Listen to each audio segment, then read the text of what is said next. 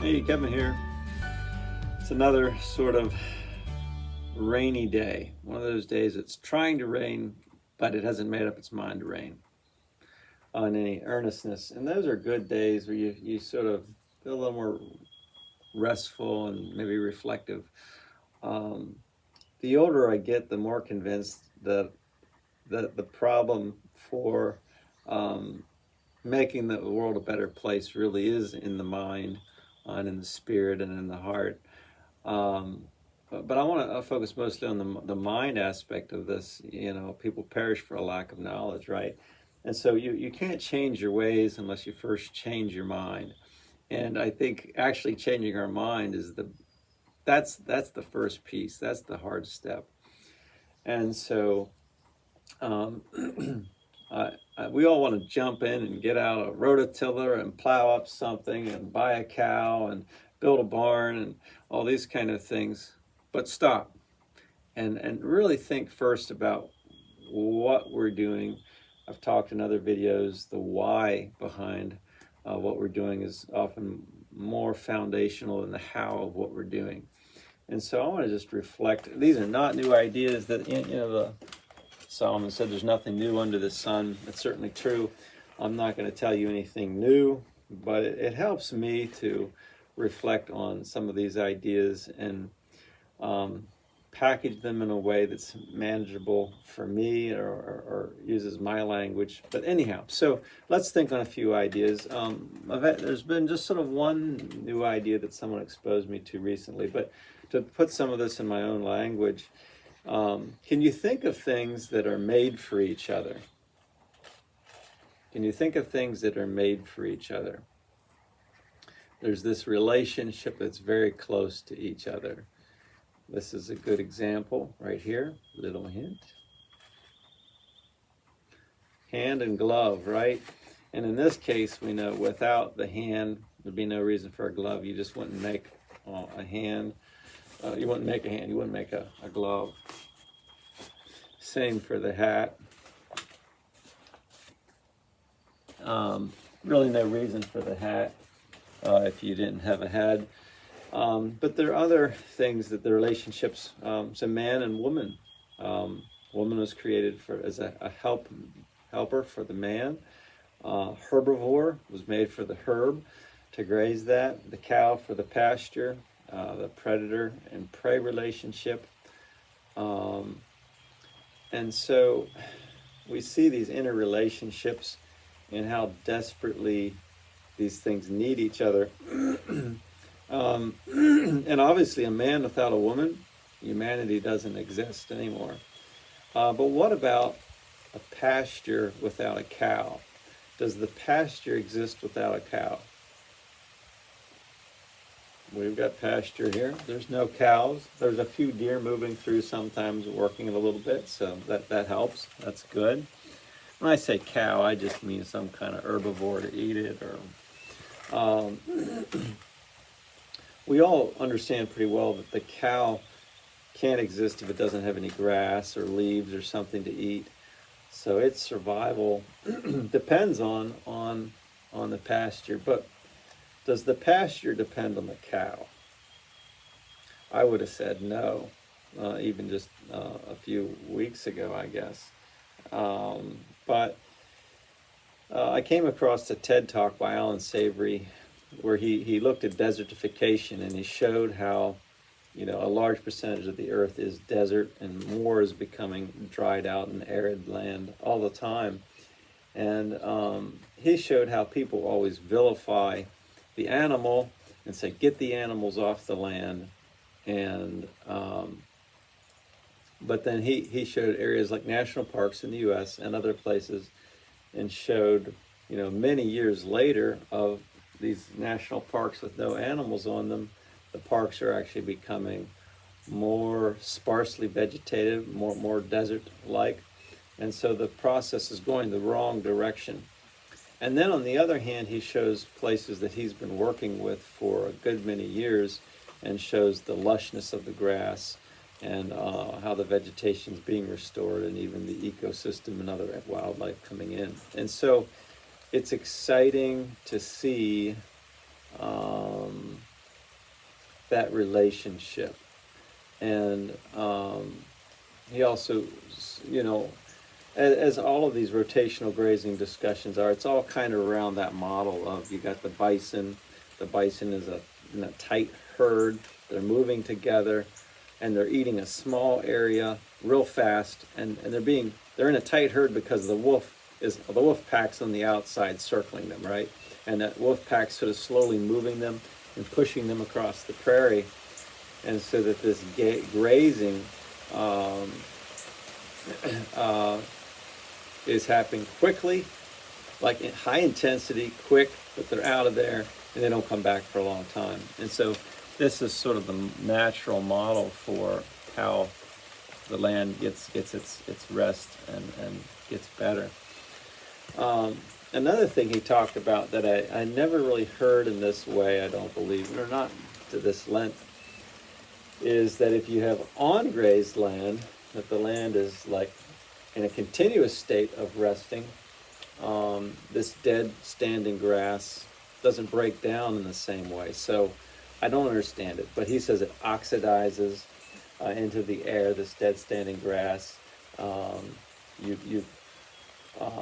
As it sort of, it just doesn't regenerate well, and it's oxidizing. A lot of the energy in that grass is being given off the atmosphere and gases and things, as opposed to when an animal eats it, digests it, manures it, smashes it down, covers the earth, it enlivens it, enriches the soil. Obviously it's fertilizing it and doing many other things that kind of amps the system up, so that you actually have not 1 + 1 = 2, it's probably like 4 or 6. Like the gain is bigger than you would expect.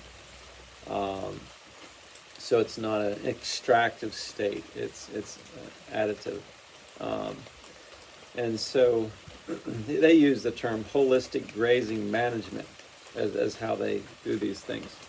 And I've never been excited about grazing animals that much, but if you tell me it's the quickest path to restore soil health, then I'm interested. Because I've always been, in many recent years, more of a gardener, more of a tree planter, interested in orchards and things like that. But the soil's just so bad here that I can't do many of those things unless I can figure out how to get the soil better. And so he also showed in his video how they would use, I believe in Africa, this big herd of cows, and they would lock them in at night in a paddock or a corral, and they would leave them there for a week.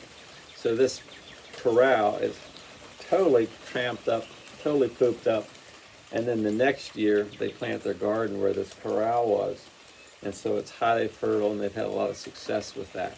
So, using that concept, you can restore a large area through the grazing, and then you can take one area and make an intense footprint, and then say the next year plant a little raspberry patch or something like that. At least that would be one possible way to apply it.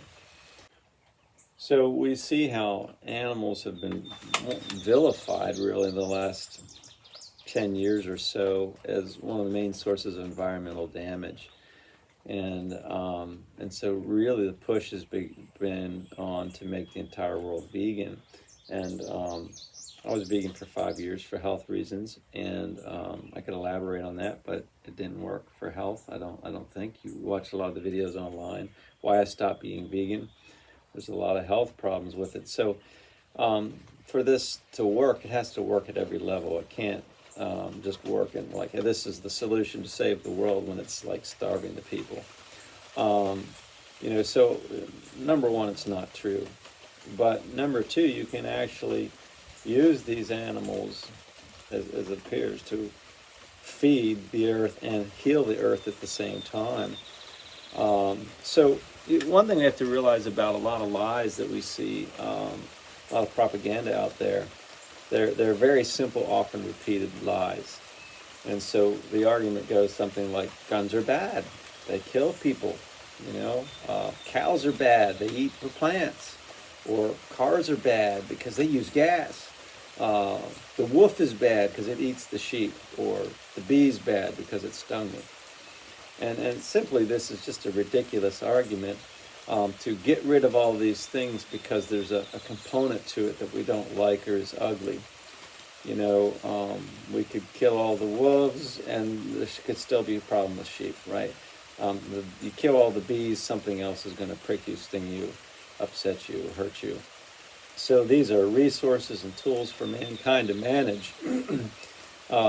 If you can't manage, if you're an imbecile, you won't be able to manage anything. If you stab yourself in the eye with a pencil and lock yourself in a bubble or a room. And so we can use these tools, learn to use them rather than throw out the toolkit. And so what is mankind without his tools or his resources? Without his animal that he wants to, or without his gun, or without his car, or without his house? What is he? He's a defenseless babe without his resources and tools. And that's precisely the real reason behind the push to get us away from the land and restorative things, because these things do feed us, protect us, and clothe us. And so I've said for many, many years that the world is an isolated world. And this is not by design. This is by design. You can feel a compartmentalization squeezing us into little everywhere. All the systems have people in their little cubicles and cells. And you look at farming, the animals are separate from the land is separated from the animal, and the chicken is separated from the cow. The husband's separated from the wife at work. The wife is separated from the kids at work. The kids are at home. The grandmother's in the nursing home. These are things I've said many times, but it's very, very sad when you look at the lack of connectedness in our relationships, just in the entirety of even the relationships that once were just natural relationships between families and people, natural relationships between animals and the land, and now we've separated all those things, which gives us a form of control at the expense of many other things. An example of this disconnect or isolation, the problems that it causes. On the front end, it might be easier, but on the back end, there's piles of problems that you have to try to go back and remedy. So a dairy farm, if they're solely focused on raising milk and they don't have cropland, not usually they do, but sometimes they don't, or they have more cows than they do land, they've got to ship in lots of extra food. Now you've got tons of poop, and that poop has to go somewhere. You can't spread it on your own fields as thick as it needs to be spread, so now you have a waste problem. And so that's the problem from the farmer's standpoint that just focuses on animals. If you're a farm that just raises crops and exports the crops, pretty soon you have a fertility issue. You don't have you don't have poop. You need the poop that the other person's swimming in. And so a lot of times these farmers can work together and kind of work around some of that.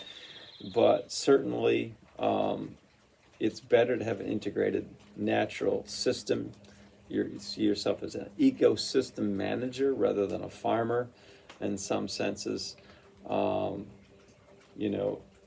expense is something that your land can't produce, so you've got to go out and buy it and bring it in. And so you have a much more efficient system when everything's tied together. An example of this with my own gardening, when I was vegan, I pretty much I would skip past the parts about grazing and animal management, and that made it easier because I only had to focus on being an expert on vegetables or something. But the vegetables, I would still spend, a day or two hauling horse manure in and putting it on a big pile, and it was a very tiring process. And then you spend multiple days bringing in leaves or these kind of stuff for mulch, and so you're always importing a lot of stuff and making major efforts to do that. Major from a small scale perspective. And this past year I got ducks more out of an interest to create a little pond and have little ducks around than anything else. But I realized I could run them through my gardens at the end of the season. I had cover like rotten tomatoes and cover crops on there. And then they would spend like a month in each garden or something cleaning it up and fertilizing it and hopefully digging out a few bugs and slugs and things like that. And so suddenly I'm still at the point where I've got to buy grain to feed these animals, but of course I'm reducing the expense on those. And but suddenly I think about the value of ducks as not eggs. Like, so my expenses on food needs to at least equal let's see, your expenses on the food and then the income in eggs. I don't care anymore if I'm making money a lot, like I don't have to make this much money or break even. I don't want to spend crazy amounts of money on, but they're doing some additional task for me. So now they're providing manure that if I had to go out and buy that manure or spend time. So they're saving me money and time on the manure. They're doing bug control, and I'm sure they're doing other things too that you can't really even like identify that's beneficial for the environment. Aerating the soil a little bit, putting their beaks down in there, things like that. So their role becomes much bigger than just eggs, and so it becomes less work. I don't have to worry about what age is the fertilizer, spreading it thin. They're putting it down. It's just much more seamless and enjoyable. And when people come here, they ask to see the ducks. They don't ask to see the carrots. And so there is a pleasure in having something that's a little more lively and interactive than, let's go watch the carrots grow. So there's a lot that could be said about the vegan piece of that versus just being a meat eater or something, but might save that for another time. Good day. God bless. Best to all of you.